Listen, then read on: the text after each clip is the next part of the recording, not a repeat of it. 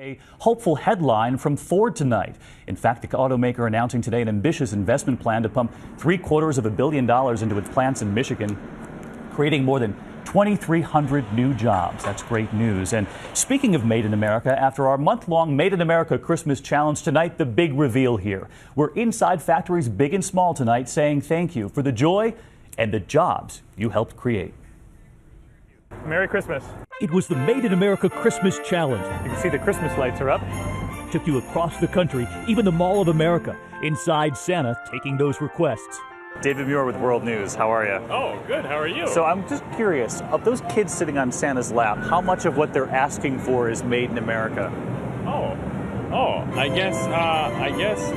guess.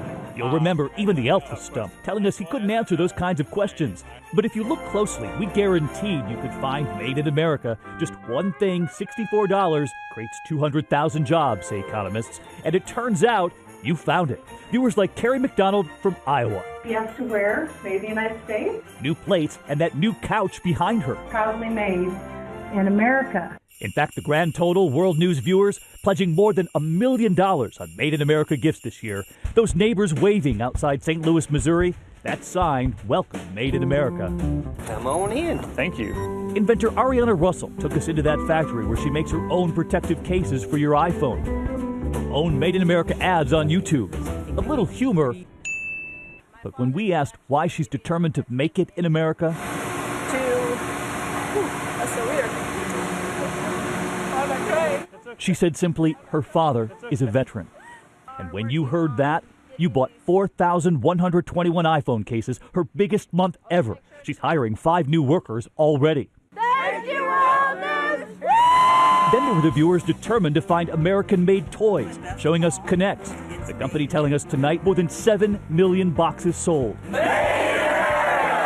Entire towns joining in. Vernon, Vermont, that town hall cheer. And at the Vermont Wood Studios, they've hired 5 new workers tonight. At Spooner Boards in California, they're spinning all right. After our first report on the company, 5 new employees, they're riding a wave. And you'll remember who we found in her dressing room. Hey, Whoopi.